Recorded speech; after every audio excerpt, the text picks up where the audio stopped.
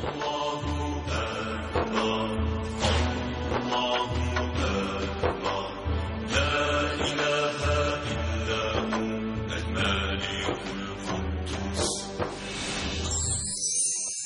اللہ الرحمن الرحیم ان اللہ وملائکتہ یصلون علی النبی یا ایھا الذین آمنوا صلوا علیہ وسلموا تسلیما اللہم صلی علی سیدنا ونبینا وشفیعنا ومولانا محمد وعلی آل محمد وبارک وسلم۔ محترم خواتین و حضرات، السلام علیکم۔ پیام صبح کے ساتھ ایک بار پھر حاضر میں ہوں آپ کا میزبان انیق احمد۔ خواتین و حضرات، سورہ بقرہ کی آیت نمبر 265 پر ہم نے کل تفصیل سے بات کی اور تسلسل کے ساتھ ہم آگے بڑھ رہے ہیں۔ 264 میں ہم نے بات کی تھی کہ جو اہل کفر ہیں ان کے صدقات، ان کے انفاق وہ کیا ہوتے ہیں۔ اس پر اللہ تعالیٰ نے مثالیں بیان کی۔ ایک مثال یہ کہ وہ جو چٹان ہے اس چٹان پہ کچھ خاک جمع ہو گئی، زوردار بارش آئی اور وہ مٹی بہہ گئی، تو ان کے انفاق، ان کے صدقات، ان کے خیرات وہ ضائع ہو گئے۔ اور پھر اللہ تعالیٰ کچھ اصول بتا رہا ہے، آداب خیرات بتا رہا ہے کہ احسان نہیں جتاتے یہ لوگ۔ کون؟ جو اہل ایمان ہوتے ہیں، یہ آزار نہیں پہنچاتے۔ من اور اذا پر ہم نے تفصیلی گفتگو کی۔ ریاکاری نہیں کرتے، خوشنودی رب یہ مطلوب اور مقصود ہوتا ہے۔ ابتغاء پر کل ہم نے تفصیل سے بات کی۔ اس کے علاوہ تثبیت نفس پر بھی ہم نے کل بات کی کہ آیت نمبر 265 میں اللہ تعالیٰ اہل ایمان سے مخاطبت کر رہا ہے کہ یہ وہ لوگ ہیں کہ جب ان کے پاس ایک مثال کے طور پر ایک باغ ہوتا ہے اور وابل کا لفظ آیا کہ زوردار بارش آتی ہے تو انہیں ضعفین یعنی دگنا پھل اور دگنے ثمرات، جس میں غلہ بھی شامل ہے۔ بعض مفسرین نے ثمرات میں پھلوں کے ساتھ ساتھ غلے کو بھی شامل کیا ہے، وہ موجود ہوتے ہیں۔ اور لیکن بعض دفعہ یہ بھی ہوتا ہے کہ ہلکی سی پھوار بھی کافی ہوتی ہے، یعنی اللہ تعالی عمل کی حقیقت سے واقف ہے، دلوں کا حال جانتا ہے۔ اگر انفاق کی مقدار کم ہے لیکن نیت بڑی پاکیزہ ہے، خوشنودی رب عزیز ہے، تو اللہ تعالیٰ اسی انفاق کو، اسی خیرات کو، اسی صدقے کو بلند مقام عطا فرما دیتا ہے۔ خواتین و حضرات، تفصیل سے ہم نے بات کی پچھلی آیت پر، یعنی 265 پر۔ آج ہم بات کریں گے اگلی آیت پر، یعنی 266، اور اس میں اللہ تعالیٰ سبحان اللہ سبحان اللہ کیا مثالیں بیان فرما رہا ہے اور کس طرح تعلیم دی جا رہی ہے کہ کیا تم میں سے کوئی شخص یہ پسند کرے گا کہ ایک ایسا باغ اس کے پاس ہو کہ جس میں کھجور ہوں، انگور ہوں، پھلوں سے لدا ہوا ہو، نہریں بہہ رہی ہوں، اور ایک بگولا، اور بگولا ہی نہیں، صرف ہوا کا بگولا نہیں بلکہ وہ کہ جس میں آگ ہو، وہ اس کو بھسم کر دے، ختم کر دے۔ وہ بوڑھا ہے، اس کے بچے بھی چھوٹے ہیں۔ یہاں اللہ تعالیٰ بہت سارے یہاں نکات ہمیں سمجھا رہا ہے، اور اس تعلق سے کہ کیا ہم زندگی بھر جو اعمال کرتے ہیں اس میں آخرت ہماری نگاہ میں ہوتی ہے۔ یہ دنیا آخرت کی کھیتی ہے۔ خواتین و حضرات، اس پر تفصیل سے ہم بات کریں گے۔ میری خوش بختی کہ دو جید علماء میرے ساتھ یہاں تشریف فرما ہیں دنیا ٹی وی کراچی اسٹوڈیوز میں۔ محترم مولانا ڈاکٹر محمد اسد تھانوی صاحب، ممتاز عالم دین، سب آپ سے واقف، پیام صبح میں تشریف لاتے ہیں، مسلسل گفتگو ہوتی ہے اور قرآن کریم کے اہم نکات کھولتے ہیں تھانوی صاحب، اور ہم قرآن کریم کی تفسیر کو قرآن کریم سے سمجھتے ہیں۔ تھانوی صاحب، آپ کو خوش آمدید کہتا ہوں، تشریف فرما ہے محترم ڈاکٹر محسن نقوی صاحب، سابق ممبر اسلامی نظریاتی کونسل، لاتعداد کتابوں کے مصنف، یعنی وہ کہیں اور سنا کرے کوئی، علمی شان، اور جس طرح قرآن کریم کی تفسیر قرآن کریم سے آپ بیان کرتے ہیں، اور جو عربی یعنی زبان و بیان کے حوالے سے اور جو سیاق کے حوالے سے گفتگو فرماتے ہیں، وہ آپ ہی کا حصہ اور آپ کا خاصہ۔ دونوں مہمانوں کو خوش آمدید کہتا ہوا پروگرام کا آغاز کرنا چاہوں گا سورہ بقرہ کی آیت نمبر 266 کی تلاوت سے، اور یہ شرف حاصل کر رہا ہوں۔ اعوذ باللہ من الشیطان الرجیم، بسم اللہ الرحمن الرحیم۔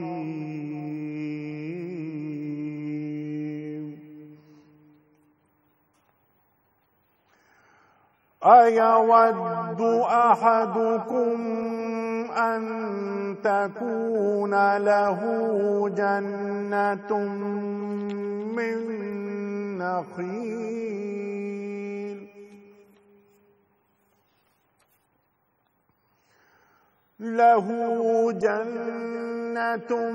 من نخيل وأعناب تجري من تحتها الأنهار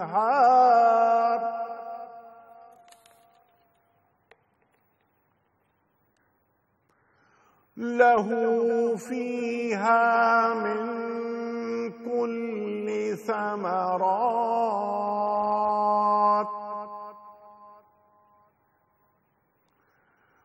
وأصابه الكبر وله ذرية ضعفاء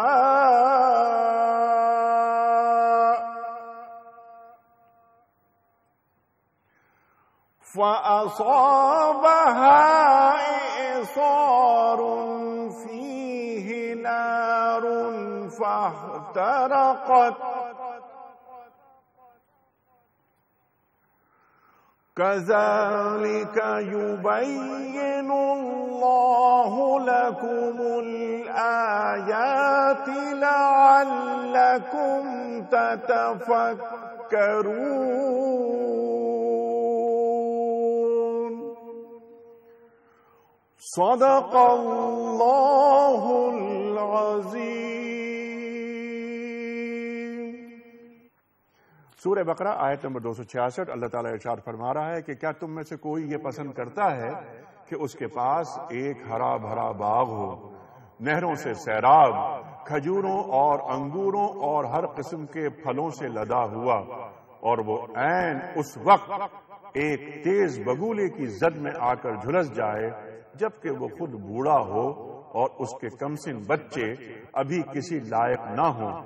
اس طرح اللہ اپنی باتیں تمہارے سامنے بیان کرتا ہے، شاید کہ تم غور و فکر کرو۔ صدق اللہ العظیم۔ خواتین و حضرات، اس سے پہلے کہ تھانوی صاحب کی خدمت میں آج کی آیت کے ذیل میں پہلا سوال رکھوں، کل کے پوچھے گئے سوال کا درست جواب اور آج کا سوال۔ کل کا سوال یہ تھا کہ کس پیغمبر نے دعا کی تھی کہ اے اللہ مجھے ایسی سلطنت عطا کر جو میرے سوا کسی اور کے لیے مناسب نہ ہو؟ درست جواب حضرت سلیمان علیہ السلام۔ آج کا سوال نوٹ فرما لیجئے۔ قرآن کریم میں سب سے بری آواز کس کی آواز کو کہا گیا ہے؟ قرآن کریم میں سب سے بری آواز کس کی آواز کو کہا گیا ہے؟ تین آپشنز، گھوڑے کی آواز یا گدھے کی آواز یا ہاتھی کی آواز۔ خواتین و حضرات، درست جواب روانہ فرمانے کے لیے ہمارے فون نمبرز 009221343000980 اور 981، ہمارا ای میل ایڈریس ps@dunyatv.tv اور SMS کا نمبر 3031۔ تھانوی صاحب، تسلسل کے ساتھ آیات آگے بڑھ رہی ہیں، انفاق انفاق انفاق زور دیا جا رہا ہے، اور یعنی کئی رکوع انفاق کے حوالے سے آ رہے ہیں، اور یہ آخری رکوع سورہ بقرہ کے یعنی 36واں رکوع چل رہا ہے، 40 رکوع سورہ بقرہ کے۔ یہاں پر اللہ تعالیٰ جو مثال فرما رہا ہے، باغ کی مثال، ضعیف آدمی کی مثال، بچے چھوٹے، تیز بگولا چلا، جھلس گئی کھیتی، کیا نیکیوں کا ذکر ہو رہا ہے یہاں پر؟ آخرت میں کیا تحفہ اور کیا توشہ لے جانا ہے، اس حوالے سے بات ہو رہی ہے۔ ارشاد۔ بسم اللہ الرحمن الرحیم۔ ایود احدکم ان تکون له جنۃ من نخیل واعناب تجری من تحتها الانہار۔ سبحان اللہ۔ قرآن پاک کے اس رکوع میں، اس سے ایک دو رکوع پہلے بھی اللہ تعالی نے مالیات کا ذکر فرمایا، اور اس رکوع کی تقریباً یہ چھٹی آیت ہے۔ پچھلی پانچوں آیات میں انفاق فی سبیل اللہ کا تذکرہ اللہ تعالیٰ فرما رہے ہیں۔ اس آیت میں اللہ جل جلالہ نے ایک تمثیل عطا فرمائی ہے۔ حدیث شریف میں آیا کہ خلیفہ ثانی امیر المؤمنین حضرت عمر فاروق رضی اللہ تعالیٰ عنہ تشریف فرما تھے، اور اہل علم کا مجمع تھا، لوگ بیٹھے ہوئے تھے، اور اسی آیت کا تذکرہ ہوا۔ تو حضرت عمر رضی اللہ تعالیٰ عنہ نے صحابہ کرام سے پوچھا کہ کوئی مجھے اس آیت کے معنی اور مطالب کی تفصیل بیان کرے۔ تو حضرت عبداللہ ابن عباس رضی اللہ تعالیٰ عنہ رئیس المفسرین، حضور اکرم صلی اللہ علیہ وسلم کے چچا کے بیٹے، یہ نوعمر تھے، اور وہاں صحابہ کرام میں زیادہ عمر کے لوگ بھی بیٹھے ہوئے تھے، تو یہ اس انتظار میں رہے کہ کوئی اور آدمی بیان کرے گا، تو کسی نے بیان نہیں کیا، تو پھر یہ کھڑے ہو گئے. انہوں نے کہا کہ اے امیر المومنین، اگر آپ اجازت دیں تو میں آپ کی خدمت میں اس کے معنی اور مطالب بیان کروں. تو امیر المومنین نے کہا ہاں میرے بھتیجے تم بیان کرو. تو انہوں نے بتایا کہ اس میں اللہ جل جلالہ یہ بات بیان فرما رہے ہیں کہ ایسا آدمی جس نے کوئی نیکیاں کی ہیں، اچھے کام کیے ہیں، لیکن اس کا اختتام ایسا ہو رہا ہے اور وہ ان نیکیوں کے کرنے کے بعد اور ان اچھے کاموں کے کرنے کے بعد ان سے یکتر کنارہ کش ہو گیا. اچھا. یا کوئی اس نے ایسا عمل کر دیا جس سے اس کے وہ تمام اعمال جو ہیں حبط ہو گئے، ختم ہو گئے، خالی ہاتھ ہو گیا. تو اس قرآن پاک کی آیت میں اس کی مثال دی جا رہی ہے.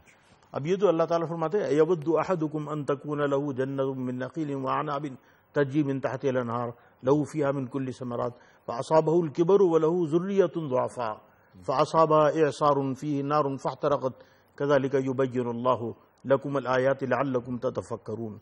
اللہ تعالیٰ مثال دیتے ہیں کہ ایک آدمی کے پاس ہرا بھرا باغ ہو جس میں کھجوروں کے بھی درخت لگے ہوئے ہیں، جس میں انگور بھی لگے ہوئے ہیں، اور بھی بہت سارے پھل اللہ تعالیٰ اس میں عطا فرما رہے ہیں، بھرا ہوا ہے، اور اس میں پانی کی نہریں بھی بہہ رہی ہیں، یعنی سرسبز باغ ہے.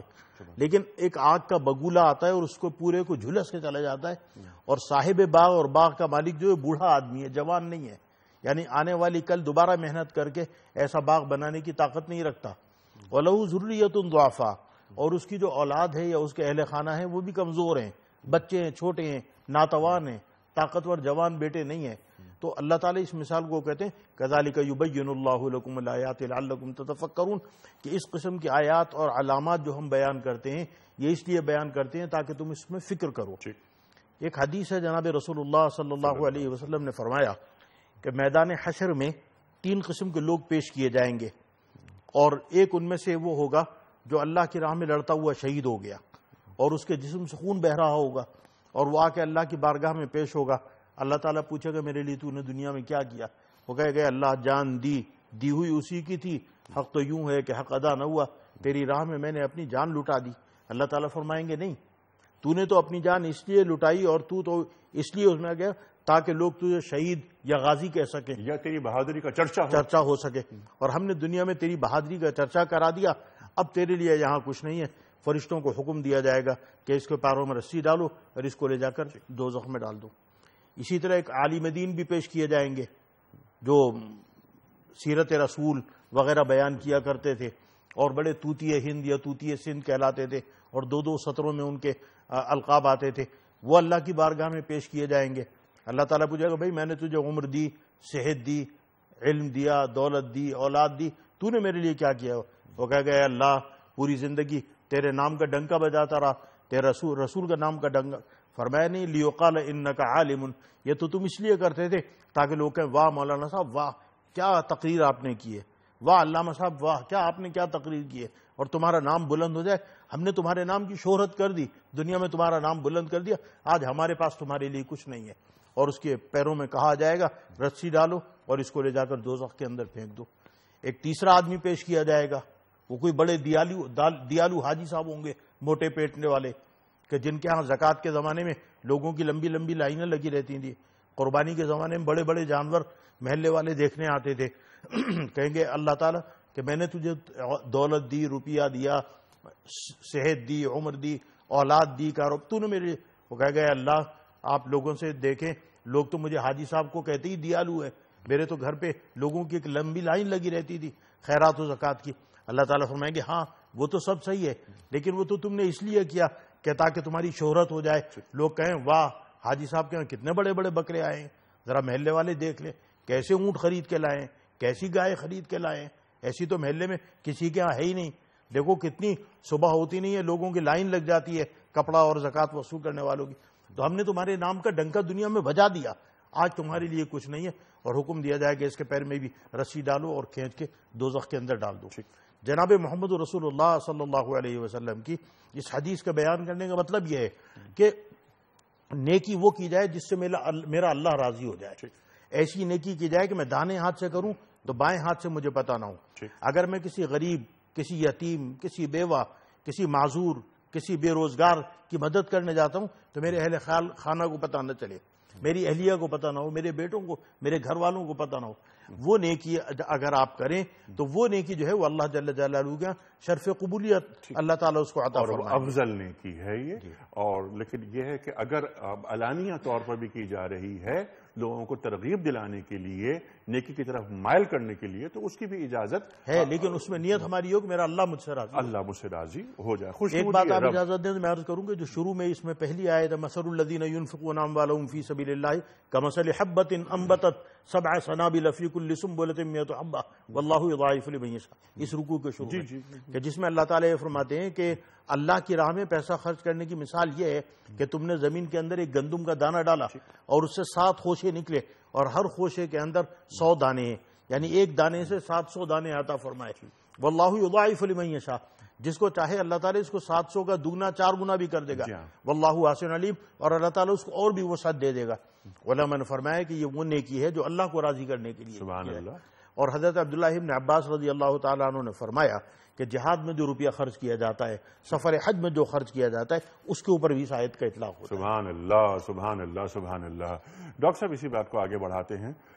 تھانوی صاحب نے ایک بات جو شروع میں فرمائی تھی حضرت عبداللہ بن عباس کے حوالے سے رضی اللہ تعالیٰ عنہ کے حوالے سے، کہ زندگی بھر کی کمائی ہوتی ہے، کوئی ایسا عمل جو ہفتے اعمال جو آپ نے فرمایا کہ وہ کر دیتا ہے، لا ترفعوا اصواتکم فوق صوت النبی، اس حوالے سے بھی ہم نے دیکھا قرآن کریم میں سورہ حجرات میں یہ آیت آ رہی ہے۔ ایک تو اس طرف اشارہ، میں چاہتا ہوں وہاں کچھ گفتگو آپ فرمائیے۔ دوسری بات، یہاں پر انفاق کی مسلسل آیات چل رہی ہیں، جاری ہیں تسلسل کے ساتھ، یہاں اچانک ایک نیا موضوع، تمثیلی رنگ، کہ تم میں سے کوئی یہ چاہے گا کہ ایک باغ اس کے پاس ہو جس میں سب تمام نعمتیں ہوں، انگور اور انار اور یہ ثمرات اور سب کچھ، اور ایک بگولا آئے اسے جلا دے، بچے بھی چھوٹے ہیں، یہ ذوف اس کے پاس طاری ہو گیا ہے۔ تو اللہ تعالیٰ اس مثال کے ذریعے ہمیں کیا سمجھانا چاہ رہا ہے؟ بسم اللہ الرحمن الرحیم۔ مولانا نے کافی تفصیل سے اس کو کھولا اس آیہ مبارکہ کو، ہم اس میں 2-4 باتیں عرض کرنا چاہتے ہیں۔ ارشاد۔ بنیادی طور کے اوپر یہ ہے کہ ایود جو کہا گیا، تو ایود یہاں جو ہے وہ حرف استفہام انکاری ہے۔ اس کے معنی یہ ہوتے ہیں کہ بنیادی طور پہ اللہ تعالیٰ یہ کہہ رہا ہے کہ فرما رہے ہیں کہ تم میں سے کوئی شخص یہ نہیں چاہے گا کہ ایسا ہو۔ ود میں یہاں ود کا لفظ ہے، محبت کا لفظ نہیں، حب کا لفظ نہیں، ان دونوں میں فرق ہے۔ حب وہ لفظ ہے جس سے حبا ہے، جیسے ایک دانہ ہوتا ہے وہ آہستہ آہستہ پلتا بڑھتا پھولتا ہے، تو اس سے محبت کے معنی یہ ہے کہ وہ ایک دم نہیں ہوتی ہے، وہ کسی کے کردار سے، کسی کی رفتار سے، گفتار سے وہ آہستہ آہستہ پیدا ہوتی ہے۔ ود کے معنی یہ ہے کہ دیکھا اور عاشق ہو گئے۔ ایود احدکم، کہ ایسا ہو سکتا ہے کہ ایک دم سے ایک شخص میں ایک ایسی محبت کی ایک لہر اور ود کی ایک لہر پیدا ہو جائے، ایسا نہیں ہونا چاہیے۔ استفہام انکاری کے معنی ہے۔ ہم آپ سے یہ عرض کر دیں کہ یہ آیہ مبارکہ وہ ہے کہ جس کو قرآن مجید کی بلیغ ترین آیات میں سے ایک آیت شمار کیا گیا، اللہ اکبر، کیونکہ اس میں جو صنعتیں ہیں وہ بہت کم آیات ہیں، مشکل سے 4 آیات اور ہیں کہ جن میں وہ صنعتیں جو ہیں اللہ تبارک و تعالیٰ نے بیان کی۔ بنیادی طور پہ اس میں نبی پاک صلی اللہ علیہ وسلم کی وہ حدیث سامنے رکھنی چاہیے جہاں پہ فرمایا کہ دنیا مزرعۃ الاخرہ، دنیا آخرت کی کھیتی ہے۔ ٹھیک ہے، اب جب دنیا آخرت کی کھیتی ہے تو ہم دنیا میں دنیا کو کس طرح سے وہ کھیتی جو ہے وہ ہم کس طرح سے تشکیل دیتے ہیں، کرتے ہیں۔ اور یہاں آپ دیکھیں کہ اللہ تبارک تعالیٰ نے بنیادی طور پہ اس میں ایک بڑی صنعت جو استعمال ہوئی اس کو ہم کہتے ہیں صنعت تتمیم، کہ ایک بات کہی گئی ہے پھر اس کے بعد اس کا جو اتمام ہے وہ دوسری بات سے کیا گیا۔ کیا ایسا ہو سکتا ہے کہ کسی کے پاس جنت ہو، ایک باغ ہو، ٹھیک ہے، اس میں نخل ہوں، نخل کہتے ہیں ایسے درختوں کو کہ جن کی لکڑی سخت ہوتی ہے، اچھا، عناب وہ اپنے انگور جس کی بیل ہوتی ہے اور پتلی سی اس کی کوئی چلی آ رہی ہوتی ہے، ٹھیک، تو اللہ تعالیٰ نے یہ 2 انتہائیں بتائیں گی، تو ٹھیک کہ اس میں نخیل بھی ہیں، عناب بھی ہیں۔ بعض مفسرین نے نخیل کو کھجوروں کے باغ کہا ہے، لیکن اس کا یہ لفظ جو ہے یہ عام ہے، لیکن کھجور بھی اس میں آ جاتا ہے، ٹھیک۔ عرب میں ہوتا یہ تھا کہ جو باغ ہوا کرتے تھے اس کے پورشنز ہوتے تھے، کہیں کھجور لگی ہوئی ہے، کہیں کوئی اور پھل لگا ہوا ہے، کہیں کوئی سبزی لگی ہوئی ہے، کہیں کچھ لگا ہوا ہے. تو ایک سخت کا ذکر کیا اور ایک عناب کا ذکر کیا کہ جو بہت ہی نرم ہوتا ہے. اب دیکھیں یہاں پہ انقطاع کلام ہے. انقطاع کلام اس طرح سے کہ تجری من تحتہا الانہار، ٹھیک ہے، اور اس کے بعد ہے وفی کل الثمرات. حالانکہ ثمرات کا ذکر جو تھا وہ نخیل اور عناب کے ساتھ بھی ہو سکتا تھا. ٹھیک ہے، اس کا مطلب یہ ہے کہ اللہ تبارک و تعالیٰ یہ فرما رہے ہیں کہ کیا تم میں سے ایسا کوئی نہیں چاہے گا کہ اس کے پاس کھجوروں کے نفیس چیزوں کے باغات ہوں، وہ ہوں جس کے نیچے نہریں بہ رہی ہوں. سبحان اللہ. کیونکہ باغات کا ایسا بھی ہو سکتا ہے کہ اس کا اگر پانی منقطع ہو جائے تو وہ باغ باقی نہ رہے، سیرابی اگر اس کی نہ ہو، لہٰذا اس کے دوام کی طرف اشارہ کیا ہے یہ تجری من تحتہا الانہار سے، کہ اس کے جو پھل ہیں وہ ہمیشہ آتے رہتے ہیں. اور اب آیا ہے وفیہ کل الثمرات، حالانکہ ثمرات کو بظاہر اس کے ساتھ ہونا چاہیے تھا. اس کا مطلب یہ ہے کہ اب اللہ تبارک و تعالیٰ کسی دوسری بات کو کہہ رہا ہے. اب وہ بات یہ ہے کہ باغات کی اور اس کی تمثیل تو اللہ تعالیٰ نے بیان کر دی. اب وہ یہ فرما رہا ہے کہ اس سے جو کچھ تم فوائد حاصل کرنا چاہتے تھے وہ سارے فوائد ہم نے اس کے اندر رکھ دیے. اور ثمرات میں جیسا آپ نے بھی کہا، فرمایا تھا، مولانا نے فرمایا کہ ثمرات صرف پھلوں کے لیے نہیں ہے بلکہ اناج کے لیے، غلے کے لیے، اور ساری جو بھی فوائد ہیں وہ سارے کے سارے ہم نے اس کے اندر رکھ دیے ہیں. اور اب پھر عجیب بات ہے، یعنی یہ نہیں کہا کہ وہ شخص بوڑھا ہو جاتا ہے. اصابہ الکبر، دوسری چیز ہے. اصابہ کے معنی ہوتے ہیں پہنچنے کے، تاثیر کے، کسی چیز کے اندر وہ اس تاثیر کا پیدا ہونا، آہستہ آہستہ اثرات کا پیدا ہونا. اصابہ الکبر، وہ آہستہ آہستہ بوڑھا ہوتا چلا گیا. عمر اس کی بڑھتی چلی گئی. ٹھیک ہے، اس میں بوڑھا ہو جانا نہیں بلکہ آہستہ آہستہ اور بڑھاپے کے اثرات کی طرف اشارہ ہے. اور اس کے بعد یہ کہ بڑھاپے کے اثرات جب ہوتے ہیں تو آدمی سوچتا ہے اپنے اولاد کی طرف، بچوں کی طرف، تو یہاں اولاد کا بھی ذکر نہیں، یہاں ذریت کا لفظ ہے. اور ذریت بنیادی طور پہ چھوٹی چوٹی کو ذر کہتے ہیں. چھوٹا سا ذرہ جو ہوتا ہے، ذرہ اسی سے ہے نا، یعنی جتنے اس کے وہ متعلقین ہیں جن کی طرف وہ یہ دیکھ سکتا ہے، اپنی اولاد ہے، اس کے بعد اپنے کوئی اپوتے ہیں اور دوسرے چیز وہ ہیں رشتہ دار کے، ان کو کوئی وہ فائدہ پہنچا دیں گے یا اس کا ہاتھ پکڑ لیں گے، وہ صورت جو ہے وہ بھی موجود نہیں ہے. اور اس کا واحد سہارا وہ مزرعۃ الآخرہ جو اس نے دنیا میں کھیتی لگائی، وہی اس کا وہ ہے. اب یہ ہوتا ہے کہ یہاں پھر اصابہ کا لفظ آیا کہ اعصار وہاں آ جاتا ہے. اور اعصار اس ہوا کو کہتے ہیں، اس بگولے کو، کہ جو اٹھتا ہے اور پھر عمود کی طرح سے ہوا کی طرف چلا جاتا ہے. لیکن اس میں پھر صنعت تتمیم آئی ہے. دیکھیے صنعت تتمیم اس طرح سے آئی ہے کہ کبھی ایسا ہوتا ہے بگولا جب آتا ہے تو پوری فصل کو ایک دم سے آپ کو تباہ شدہ نہیں لگتی، بلکہ وہ آہستہ آہستہ وہ جل جاتی ہے جیسے راکھ سے جلتی ہے. تو فیہ نار کہہ کے اس کی تتمیم کر دی کہ اب کچھ بچے گا نہیں. اور پھر اس کی تاکید کی احترقت کے اس سے کہ اب یعنی کچھ بھی بچنے والا نہیں ہے. اور یہ جو لفظ ہے اس میں احراق کا، اس میں روح اور وجہ دونوں کا جلنا شامل ہے. یہ صیغہ ایسا رکھا گیا کہ یعنی مکمل تباہی کہ اس کا نام و نشان نہ رہے. یہ صنعت تتمیم اس میں اب آپ کا جو پہلا سوال ہے کہ اس میں کیا دنیا کے وہ مراد ہیں اعمال کے جو آخرت میں ہم پہ پھل دیں گے؟ ایک بات یہ، دوسرا سوال میں اس میں سے جو میں نے جوڑا تھا وہ سوال یہ کہ انفاق کی بات چلتی ہوئی آ رہی ہے. اس آیت میں انفاق کی بات نہیں ہو رہی، اس سے پہلے بھی ہو رہی ہے، اس کے بعد اس کی اگلی جو آیت ہے یا ایھا الذین آمنوا انفقوا من طیبات ما کسبتم کی بات ہو جاتی ہے. تو کیا اس کو ہم انفاق کے ذیل میں رکھیں گے؟ بالکل اس کو انفاق کے ذیل میں رکھیں. کس انداز سے؟ اس لیے کہ دیکھیے پچھلی آیت میں تثبیت کا جو لفظ آیا ہے، تثبیت قلب کا، بنیادی طور پہ یہ ہے کہ ثبات قلب اس وقت حاصل ہوتا ہے کہ جب ہم اپنی عزیز ترین کسی چیز کو اللہ تبارک و تعالیٰ کے لیے کر دیں. اگر اس میں ہمارے دل میں حرج پیدا ہو رہا ہے، ہم یہ سوچ رہے ہیں کہ زکوٰۃ نکل رہی ہے، یہ تو مال کم ہو رہا ہے، تو وہ تثبیت قلب نہیں ہے۔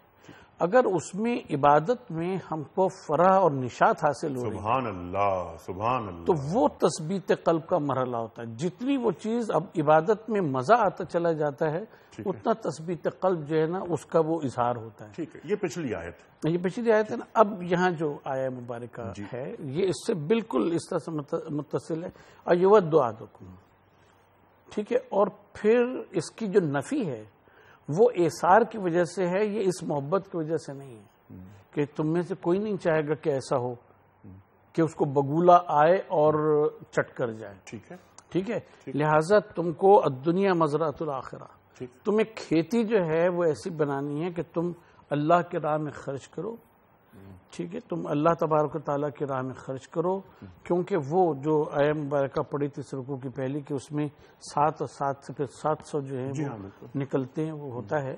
تو اس طرح سے تمہاری کھیتی بڑھنا چاہیے۔ اور اگر تم ایسا نہیں کرو گے، کفار اور منافقین کی طرح انفاق کرو گے جن کا پچھلے اس میں وہ ہوا، تو تم اس کھیتی کے اثرات لینے کے لیے بوڑھے ہوتے چلے جاؤ گے، اس کو جمع کرتے چلے جاؤ گے کہ کوئی دوسرا اس سے فائدہ نہ اٹھائے، اور آخرت میں تمہارے پاس کچھ نہیں ہے، سوائے مال کی محبت، سوائے مال کی محبت کوئی چیز باقی نہیں رہتی۔ اور یہ آیت جہاں پہ ختم ہو رہی ہے کہ کذالک یبین اللہ لکم الآیات لعلکم تتفکرون، کہ اللہ تعالیٰ کا جو کلام ہے اس پر غور کرو، فکر کرو۔ یہ تھانوی صاحب میں چاہتا ہوں کہ یہ آیت، اس پہ بہت ساری اہم نکات آپ دونوں حضرات نے عطا فرمائے، لیکن ایک مجھ جیسا ایک عام آدمی اس کو سوچنا چاہ رہا ہے، تمثیلی رنگ یہاں پر آیا ہے، اس کو ہم ذرا کھولتے ہیں مزید اس آیت کو۔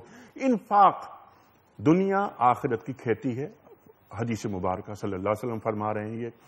یہاں پر انفاق کا ذکر ہو رہا ہے کہ زندگی بھر نیک اعمال کرنے ہیں، اور جب میرا وقت آخر ہو جائے تو میں اللہ کے حضور پیش کروں کہ یہ میں اپنی نیکیاں ساتھ لایا ہوں۔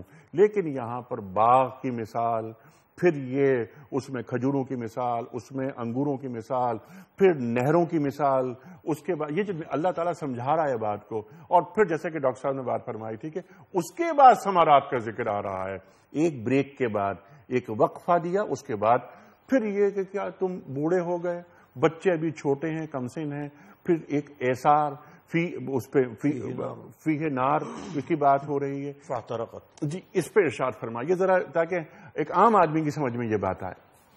ایک تو یہ نا کہ کوئی چیز میں نے ابھی حاصل کی، خریدی، ضائع ہو گئی، اس کا افسوس اتنا زیادہ نہیں ہوتا۔ ایک چیز آپ نے ابھی خریدی، وہ گر کے ٹوٹ گئی، لیکن ایک ایک باغ تیار کرنے میں برس ہا برس لگتے ہیں۔ اس میں کتنی محنت اس نے کی کہ اس نے نہریں بنائی، گولیں بنائی، پانی ہر درخت تک پہنچتا رہے، اور اس کے بعد وہ درخت کو اللہ تعالیٰ نے پھل عطا فرمائے۔ اور اس میں جیسے ڈاکٹر محسن نقوی صاحب نے بڑی خوبصورت بات بیان فرمائی کہ اس میں ایسے درخت بھی اللہ تعالیٰ نے عطا فرمائے جن کے تنے بہت زیادہ سخت ہیں، اور ایسے بھی پھل عطا فرمائے جس کی شاخیں انگور کی طرح نازک ہیں، یعنی ہر قسم کے ثمرات اللہ تعالیٰ نے اس میں عطا فرمائے۔ اور فیہا من کل ثمرات، اس کے علاوہ دیگر بھی، جیسے کھجوروں کے باغات میں آپ دیکھتے ہیں کہیں کیلا نیچے پیدا ہو رہا ہے، کہیں گندم پیدا ہو رہا ہے، تو اس طرح من کل، اور ثمر کا جو لفظ آپ نے فرمایا جو حضرت ابراہیم علیہ الصلوۃ والسلام کی قرآن پاک میں دعا ہے کہ بے آب و گیاہ میں جب شیرخوار بچے کو چھوڑ کے گئے تو کہا کہ اللہ اطراف عالم سے یہاں ثمرات پھل بھیجتا رہے، تو وہاں بھی پھل سے مراد صرف پھل نہیں ہے بلکہ تمام کھانے پینے کی چیزیں جن میں اجناس بھی شامل ہیں، گندم بھی شامل ہے۔ اسی طرح یہاں من کل ثمرات کا جو لفظ قرآن پاک میں اللہ تعالیٰ لائے، اس سے وہ تمام چیزیں شامل ہیں، یعنی ایسا بھرا ہوا باغ ہے کہ اس میں ہر قسم کی چیزیں جو انسان کو چاہیے وہ اس باغ کے اندر اللہ تعالیٰ عطا فرما رہا ہے۔ اور اس پوری زندگی لگانے کے بعد، جوانی لگانے کے بعد آدمی بڑھاپے کے اندر داخل ہو گیا اور اس کے اوپر بڑھاپا چھا گیا، وَأَصَابَهُ الْكِبَرُ، اس کے اوپر بڑھاپا چھا گیا، اور اس کے بعد اچانک وہ آگ آتی ہے، بگولا آتا ہے اور اس کو خس و خاشاک کر جاتا ہے، یعنی راکھ بنا کے چلا جاتا ہے، جیسے ڈاکٹر محسن نقوی صاحب نے فرمایا۔ تو اس میں کذالک یبین اللہ لکم الآیات لعلکم تتفکرون، اس میں تم غور و فکر کرو کہ کہیں ایسا تو نہیں کہ تم نے کسی کام کے اندر اتنا وقت بھی لگایا، اتنی محنت بھی کی، تم اس کے پیچھے لگے رہے اور اچھائی، لیکن تمہاری نیت اس کے لیے صحیح نہیں تھی، تو جب تم اس کے آخر میں پہنچے تو گویا آگ کا ایک بگولا آیا اور اس کو پورے کو چٹ کر کے چلا گیا اور تم خالی ہاتھ رہ گئے, تمہارے ہاتھ میں کچھ بھی نہیں رہا.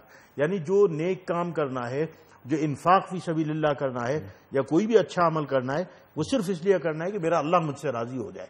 ہمیں لوگوں کو دکھانے کے لیے یا لوگوں میں اپنے نام کی سربلندی کے لیے نہیں کرنا ہے.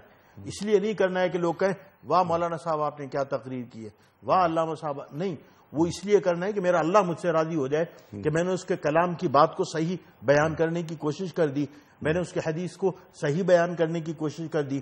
وہ جو ابلاغ ہے جو جناب محمد رسول اللہ صلی اللہ علیہ وسلم نے آخری حج کے موقع پر پوچھا تھا کہ اللہ حل بلغت تو, اللہ حل بلغت تو, اللہ حل بلغت تو, کہ 1.25 لاکھ مسلمانوں کا ٹھاٹے مارتا وہ سمندر تھا, اور پوچھا کہ یہ بتاؤ کہ مجھے جو تبلیغ کی ذمہ داری دی گئی تھی کیا میں نے پورا کر دیا؟ تو پورے مجمع نے کہا ہاں اے اللہ کے. تو فرمایا اللہ یبلغ الشاہد الغائب, فرمایا میں اب ذمہ داری لگاتا ہوں اپنے بعد میں آنے والے لوگوں کی کہ جو آج یہاں موجود نہیں ہیں, آنے والے زمانے میں آئیں گے, میرے پیغامات ان تک بھی پہنچا دینا. تو وہ جو ہم ان کے پیغامات ان تک پہنچانے کی کوشش کر رہے ہیں جو وہاں موجود نہیں تھے, ذرائع ابلاغ کے ذریعے ہم بھی اپنا جائزہ لے لیں کہ ہماری نیت کیا ہے. اگر ہماری نیت اس ابلاغ میں یہ ہے کہ ہم جناب محمد رسول اللہ صلی اللہ علیہ وسلم کے غلام ہیں, ان کی جوتیوں کو لگے ہوئے ذرے ہیں, جو علوم اللہ کے انہوں نے ہم تک پہنچائے اور جو ان کے علوم ہم تک پہنچے وہ ہم اس ٹی وی کے ذریعے اور ابلاغ کے ذریعے لوگوں تک پہنچا دیں اور ہمارا اللہ ہم سے راضی ہو جائے, تو یہ ہمارے لیے یہ وہ مثل الذین ينفقون اموالهم فی سبیل اللہ ہو جائے گا کہ ہمارے ایک ایک جملے کا اجر اللہ تعالیٰ 700 گنا یا 1400 گنا بھی عطا فرما دیں گے. لیکن اگر ہماری نیت کی اس میں یہ ہوئی کہ ہماری ٹی وی پہ شکل نظر آئی, لوگوں نے کہا واہ مولانا صاحب کیا بات کی آپ نے, واہ علامہ صاحب کیا بات کی, اور ہماری شہرت ہو جائے, تو فرمایا کہ پھر یہ آگ جس طرح جلا کے بھسم کر دیتی ہے اس کے باغ کو, اسی طرح تمہاری خدمات کو بھی جلا کے بھسم کر دے گی. جب اللہ کی بارگاہ میں تم حاضر ہوگے خالی ہاتھ ہوگے, تمہارے پاس کچھ بھی نہیں ہوگا. سبحان اللہ. اور ایسا نہ ہو, اس کا اطلاق ہم اس پہ بھی کر سکتے ہیں, اور ایسا نہ ہو کہ عمر کا اختتام آ جائے, اب ہم نیا باغ تخلیق نہیں کر سکتے کیونکہ عمر لگتی ہے باغ تیار کرنے. بڑھاپا آ گیا نا, بڑھاپا دوبارہ یونیورسٹیوں میں پڑھنے نہیں جا سکتے, دوبارہ مدرسوں میں پڑھنے نہیں جا سکتے, دوبارہ وہ علم حاصل نہیں کر سکتے جو اللہ تعالیٰ نے ہمیں عطا فرمایا. اب تو قبر میں پاؤں لٹکے ہوئے. ٹھیک ہے ڈاکٹر صاحب فرمائیے, آپ یقیناً آپ بہت سی باتیں کہنا چاہ رہے ہیں, لیکن میں صرف ایک چھوٹا سا سوال میں کرنا چاہ رہا ہوں. ایک تو یہ کہ ذوف آ گیا, بڑھاپا آ گیا, اب دوبارہ جیسے فرمایا تھانوی صاحب نے کہ دوبارہ آپ تعلیمی اداروں میں نہیں جا سکتے وغیرہ وغیرہ. لیکن یہاں پر جو لفظ ایک آیا ہے ذریۃ ضعفاء, اب یہ ذریت اس کو ذرا سا کھولیے گا. ربنا هب لنا من ازواجنا وذریاتنا قرۃ اعین وجعلنا للمتقین اماما. اور ذریت میں آپ نے نقطہ یہ اٹھایا تھا کہ یہ اولاد صرف نہیں ہے. ارشاد. ہم پہلے اس آیت کے مبارکہ کے ضمن میں مولانا کی بات کو آگے بڑھاتے ایک بات کہیں کہ اس آیت کو ہم یہ کہہ سکتے ہیں کہ یہ لوگوں کے لیے ایک فیوچر شاک کو کھولتی ہے. اچھا, فیوچر شاک کو کھولتی ہے. مولانا روم نے اس کو اپنی مثنوی میں ایک چھوٹی سی مثال سے سمجھایا ہے, اور وہ یہ کہ اور یہ ہم اپنے خاص طور پہ وہ حضرات کے جو دین کو پیش کرتے ہیں ان کے لیے بھی ہم خاص طور پہ یہ بات ان کی حکایت کو بیان کر رہے ہیں. ایک شخص ہے, وہ ایک کسی انجینئر کو, آج کی زبان میں کہیں مہندس کو, وہ ہائر کرتا ہے کہ بھئی یہ مکان جو بنا دو, اس میں اس طرح سے یہ کرو اور یہ ایسا ہونا چاہیے نقشے کے مطابق. اور وہ نقشے کے مطابق اس نے دے دیا. اس نے جب بنایا اور اس سے کہا کہ جناب تیار ہو گیا, اب آئیے آپ دیکھیے اس کو. تو یہ آ کے کہتا ہے کہ بھئی یہ تو وہ مکان نہیں ہے جو میں نے بنانے کو کہا تھا. کہتے ہیں جناب آپ نے جو مکان دیا تھا وہ بہت ٹھیک ہے, آپ نے ایک نقشہ دیا تھا, لیکن میں نے اس میں اپنی طرف سے حسن, خوبصورتی, یہ دیکھیے یہاں آپ نے مثلا براؤن کلر کہا تھا تو میں نے اس کو وہ اچھا نہیں لگتا تو میں نے اس کو لائٹ بلو کر دیا, اس کو یوں کر دیا, وہ کر دیا. تو کہے گا جناب آپ نے جو کچھ کیا اپنی مرضی سے کیا, میں نے جو آپ کو بتایا تھا آپ نے اس طرح سے نہیں بتایا, لہذا آپ کو آپ کی خدمات کا کوئی معاوضہ نہیں دیا جائے.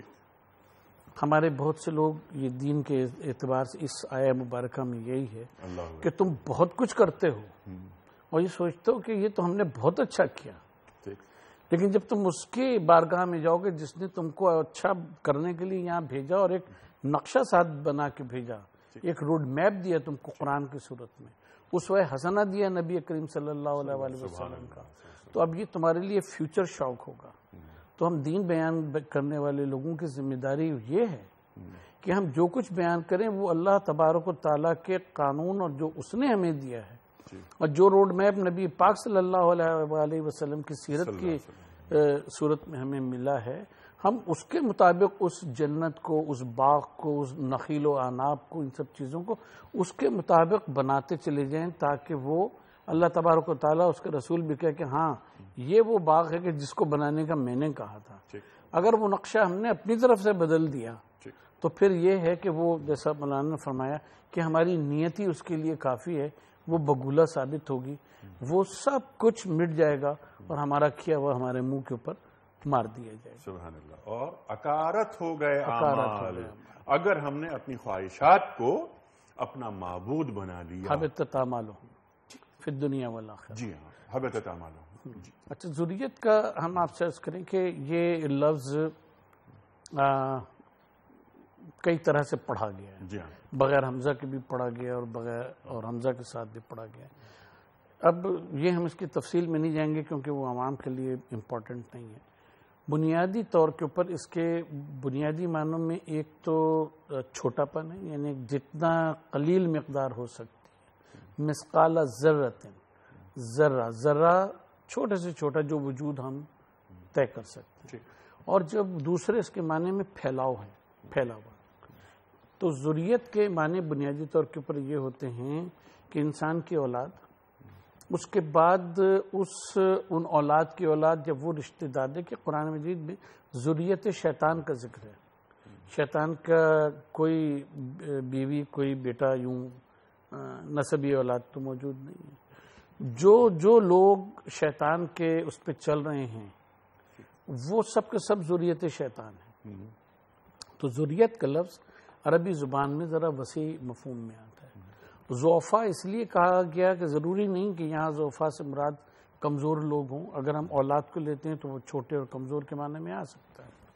لیکن اللہ تبارک و تعالیٰ اپنی قدرت کے مقابلے میں بھی اس لفظ کو لا رہا ہے کہ اگر تم یہ سمجھتے ہو کہ کثرت اولاد، جیسے قرآن نے مجید نے ایک جگہ فرمایا بھی، کثرت اولاد اور کثرت مال کو انسان اپنی طاقت سمجھتا تھا، ٹھیک ہے، تو تم یہ سمجھ لو کہ ہمارے مقابلے میں تمہاری ذریت بھی جو ہے نا وہ ذریت ضعفاء ہے. اگر ہوگی بھی تو وہ ضعیف ذریت ہوگی اور آگ کا بگولہ آئے گا. تمہاری جو نیت کا فطور ہے، فساد ہے. وہ جو حضرت عبداللہ ابن عباس رضی اللہ تعالیٰ عنہ کا واقعہ، حضرت عمر رضی اللہ تعالیٰ عنہ کا واقعہ بیان فرمایا تھا، اس میں ایک روایت میں مسند احمد کی یہ بھی آتا ہے کہ شیطان اس کے اوپر مسلط ہو گیا اور اس نے اپنے اعمال کو بگاڑ دیا تو اس کے ہاتھ میں پھر کچھ نہیں رہا. تو یہ جو بگولہ ہے جس کا ذکر کیا جا رہا ہے، یہ حقیقت میں کوئی وہ بگولہ نہیں ہے، بلکہ یہ انسان کے اپنے اعمال اور اس کی نیات ہیں کہ جو اس کے ساتھ شامل ہے. اگر وہ فی سبیل اللہ ہے، لوجہ اللہ ہے، تو اس کا تو 7 گنا اور 70 گنا اور 700 گنا. اور اگر وہ شیطان کے اس پہ، جیسے کہ اس روایت میں حضرت عبداللہ ابن عباس رضی اللہ تعالیٰ عنہ نے فرمایا ہے حضرت عمر رضی اللہ تعالیٰ عنہ کے اس واقعے میں کہ شیطان جو ہے وہ اس کے اوپر مسلط ہو گیا اور اس نے ایسے اعمال کیے کہ سب کچھ اکارت ہو گیا. تو یہ بنیادی اور یہ اعمال، یہ اس میں بعد ابو اصابہ الکبر کی بات ہوئی ہے کہ اس کی عمر زیادہ ہو گئی اور اب اس کے پاس وقت نہیں ہے کہ وہ نیا باغ لگائے. ٹھیک ہے ڈاکٹر صاحب، اور اس کی مدد کرنے والے بھی لوگ موجود نہیں، اس کی مدد کرنے والے بھی، کیونکہ اس نے شیطان کو اپنا رہنما مان لیا اور شیطان کی نقش قدم پر چلنے لگا. ڈاکٹر صاحب، کیونکہ اب وقت کم ہوتا جا رہا ہے، یہ آیت آج ہم سے کیا مطالبہ کر رہی ہے؟ کیا تقاضا ہے اس آیت کا؟ اخلاص نیت، کہ جو بھی کام ہم کرتے ہیں اس میں ہماری اخلاص نیت ہونی چاہیے. اگر میں کوئی چھوٹی سی بھی نیکی کر رہا ہوں، کوئی چھوٹا سا بھی اچھا عمل کر رہا ہوں اور اس میں میری اخلاص نیت ہے تو اللہ جل جلالہ کا اس کا اجر 7 گنا، 700 گنا اور 7000 گنا بھی ہو جائے گا. ابھی ڈاکٹر محسن نقوی صاحب نے یہ بات بیان فرمائی کہ، اور بڑی خوبصورت بات بیان فرمائی کہ جو عمل کر کے انسان کو طمانینت محسوس ہوتی ہے، نشاط محسوس ہوتا ہے، وہ نشاط کا محسوس ہونا اس بات کی دلیل ہے کہ اللہ جل جلالہ کی بارگاہ میں وہ قبول ہو گیا. آپ مرغی کی دکان پہ مرغی لینے کے لیے گئے, آپ نے 10 مرغیاں ذبح کرائیں, گھر والوں کے لیے لی. ادھر سے ایک بوڑھی عورت فاقہ زدہ, چھوٹا سا چہرہ, آ کے آپ کے سامنے ہاتھ پھیلاتی ہے. آپ مرغی والے سے کہیں بھائی ایک مرغی ذبح کر کے اس کو بھی دے دو. تو بظاہر آپ کے لیے بڑا چھوٹا سا عمل ہے, لیکن اس کے لیے اگر آپ دیکھیں وہ تو 1 روپیہ یا 2 روپیہ یا 5 روپیہ مانگنے کے لیے آپ کے پاس آئی تھی کہ 5 روپے جمع کروں گی تو بچوں کو میں دال کھلا دوں گی. اور آپ نے اگر اس کو بھی ایک مرغی دلوا دی تو اس کی تو عید ہو گئی نا. وہ تو گھر پہ لے جائے گی اور پوری مرغی پکا کے بچوں کو کھلائے گی, ان کے ہاں تو عید ہو گئی. تو یہ عمل بظاہر آپ کے لیے بڑا چھوٹا سا ہے, لیکن اس سے آپ کو ایک نشاط, ایک فرحت, ایک خوشی آپ کا قلب میں, اور یہ اللہ جل جلالہ کے شرف قبولیت عطا فرمائے گا. تو میں نے یہ مثال آپ کو اس لیے دی کہ اصل ہے اخلاص نیت, کہ میں مرغی کی دکان پہ اگر خرید رہا ہوں اور میں 10 مرغیاں بنوا رہا ہوں اور اللہ تعالیٰ نے مجھے تمول عطا فرمایا ہے, تو میں نے اس غریب کا بھی خیال کر لیا کہ جو ایک بوڑھی عورت 80 برس کی سڑک پہ مانگتی پھر رہی ہے, فاقہ زدہ چہرہ ہے, دبلی ہے, بچے گھر پہ انتظار میں 1 روپیہ جمع کرے گی تو دال پکے گی. آپ نے ایک مرغی اس کو بھی دلوا دی. آپ کے لیے کوئی وہ نہیں ہے, لیکن اس کے گھر میں تو عید آ گئی نا. تو اس قسم کا جب کوئی عمل کرتے ہیں کہ جو بظاہر آپ کے لیے تو بہت چھوٹا سا ہوتا ہے, لیکن جس کے ساتھ آپ عمل کر رہے ہیں اس کے ہاں وہ عید کا دن بن جاتا ہے, تو اللہ جل جلالہ تمہارے اس اخلاص نیت کی وجہ سے اس میں تمہیں 7 گنا کیا 700 گنا کیا 7000 گنا اجر اللہ تعالیٰ عطا فرمائیں گے. وہ صدقے کے بارے میں جناب رسول اللہ صلی اللہ علیہ وسلم کی حدیث ہے نا کہ مدینہ منورہ میں کھجور جو ہے وہ ایک بے قیمت چیز تھی, کیونکہ ہزاروں باغات تھے. تو فرمایا کہ اللہ کی راہ میں صدقہ دو, اگر ایک کھجور بھی صدقہ دو گے تو اللہ جل جلالہ اس کو دانے ہاتھ میں قبول فرمائیں گے اور اتنا بڑھائیں گے جو احد کا پہاڑ. یعنی وہاں کو تو بالکل بے قیمت چیز تھی کھجور, ہزاروں باغات تھے. تو جناب محمد رسول اللہ صلی اللہ علیہ وسلم کے فرمانے کا مقصد یہ ہے کہ ایک تو صدقہ دو زیادہ سے زیادہ, اور پھر زیادہ کو نہ دیکھو, کم ہے کم دو. ایک کھجور بھی اللہ کی راہ میں دے سکتے ہو تو اس سے اجتناب مت کرو. اگر اخلاص نیت سے دو گے اللہ جل جلالہ احد پہاڑ کے برابر تمہیں اس کا اجر عطا فرما دیں گے. آج ہم اپنے گریبانوں میں منہ ڈال کر دیکھیں کہ ہم غریب کا حصہ نکالتے ہیں, کیا ہم صدقہ نکالتے ہیں, کیا ہم حساب کر کے زکوٰۃ نکالتے ہیں, کیا ہم انفاق فی سبیل اللہ کرتے ہیں. قرآن پاک کی آیات پر اگر آپ جائیں اور غور کریں تو اسلوب قرآن سے یہ پتہ چلتا ہے کہ جو اپنی ضرورت کے مطابق مال وہ رکھو, باقی سب اللہ کی راہ میں خیرات کر دو. لیکن ہم تو الذی جمع مالا وعددا, ہم تو نوٹوں کی تھپیوں پہ تھپیاں لگاتے رہتے ہیں, اس کو اللہ کی راہ میں خرچ نہیں کرتے. نوٹوں کی تھپیوں پہ تھپیاں جو بات فرمائی تھانوی صاحب نے, کہ لا یکون دولتم بین الاغنیاء منکم, ایک بات کی. دوسری بات یہ کہ کیا ہم زکوٰۃ اور انفاق کر رہے ہیں, ضرورت سے زیادہ کی بات فرمائی. یسألونک ماذا ینفقون قل العفو, قرآن کریم ارشاد فرما رہا ہے ٹو ڈوز, کرنے کے کام. یہ آیت ہم سے تقاضا کیا کر رہی ہے؟ اس وقت جو پاکستان میں حالات ہیں تو ایک تو وہ پہلو ہے کہ جو مولانا نے فرمایا, ارشاد فرمایا. دوسرا قرآن مجید کا وہ ارشاد بھی ہے کہ وہ میں یوقشوہ نفس, جی ہاں, وَيُؤْثِرُونَ عَلَىٰ أَنفُسِهِمْ وَلَوْ كَانَ بِهِمْ اللہ خَصَاصَةٌ. اکبر, اللہ اکبر. کہ ایک تو اب طبقہ وہ ہو گیا ہے کہ جو متومل سے متومل ہوتا چلا جا رہا ہے. دوسرا وہ ہے کہ جو وائٹ کالر لوگ ہیں, اور تیسرا طبقہ وہ ہے کہ جو بیچارے وائٹ کالر تو بنتے ہیں لیکن ان کو کھانے پینے کو بھی نصیب نہیں. اللہ. تو اب یہ ہے کہ نبی پاک صلی اللہ علیہ وسلم نے جو, اور قرآن نے جو ہمیں اسلوب دیا ہے کہ تمہارے پڑوسی کا اتنا حق ہے, اتنا اتنی تاکید کی جبریل نے کہ میں یہ سوچا کہ یہ وراثت میں اس کو حصے دار ہی نہ بنا دیں. اللہ اکبر. اور ہم آج وَيُؤْثِرُونَ عَلَىٰ أَنفُسِهِمْ وَلَوْ كَانَ بِهِمْ خَصَاصَةٌ پہ بھی عمل نہیں کرتے کہ ہم اس بات کو دیکھیں کہ ہمارا پڑوسی جو ہے وہ بھوکا سو رہا ہے یا وہ ہے یا نہیں بھی ہے بھوکا. ہم یہ بات جانتے ہیں. ہم آپ کو بتائیں کہ ہم اپنا پرسنل ایکسپیرینس بتا رہے ہیں کہ اس معاشرے میں وہ لوگ بھی ہیں کہ جن کو اور ان کے بچوں کو اگر کسی وقت گوشت کا سالن بھیج دیا جاتا ہے ایک باؤل میں تو ان کے وہاں عید ہو جاتی ہے, کہتے ہیں ہم نے مہینے بھر کے بعد گوشت کی 2 بوٹیاں کھائی ہیں. اللہ اکبر. آپ مہینے بھر کی بات کر رہے ہیں.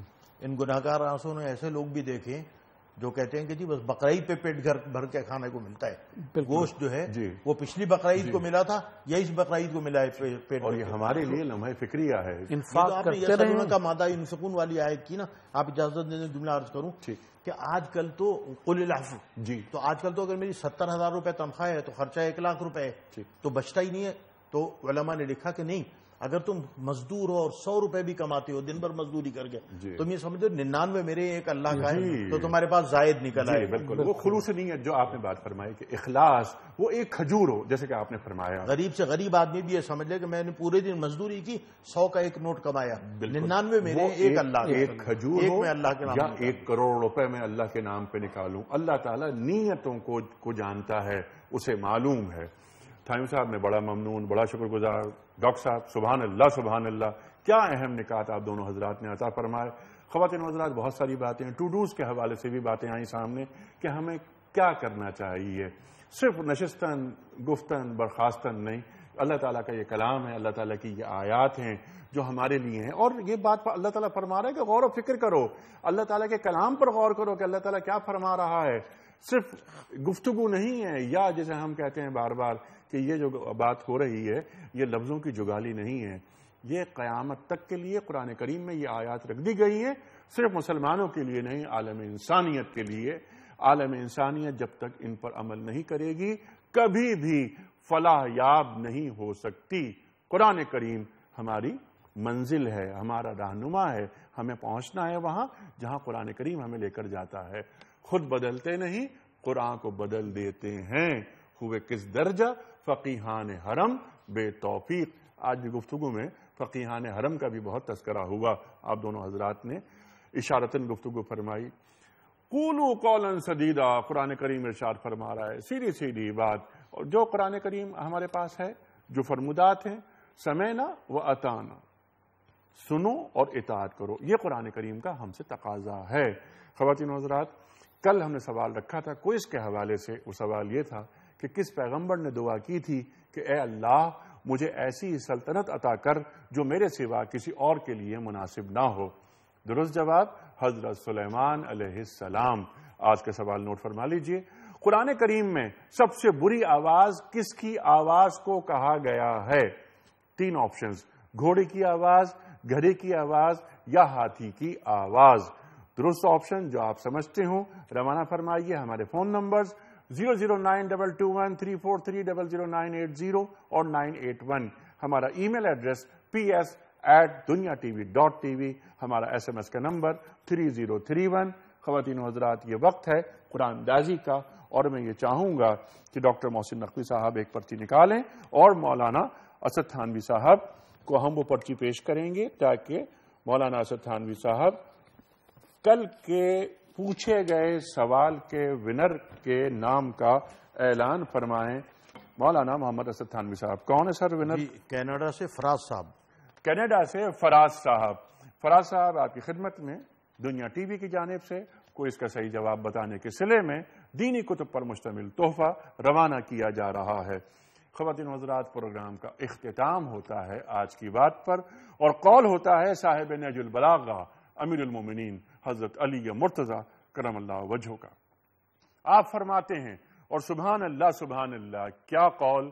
اسی قول کو آدمی حرز جا بنا لے تو اس کی زندگی سدھر گئی. آپ فرماتے ہیں کہ جو شخص اپنی قدر آپ نہیں جانتا تو کوئی دوسرا شخص بھی اس کی قدر نہیں پہچانتا. جو شخص اپنی قدر آپ نہیں جانتا تو کوئی دوسرا شخص بھی اس کی قدر نہیں پہچانتا. انیق احمد کو اجازت. خدا.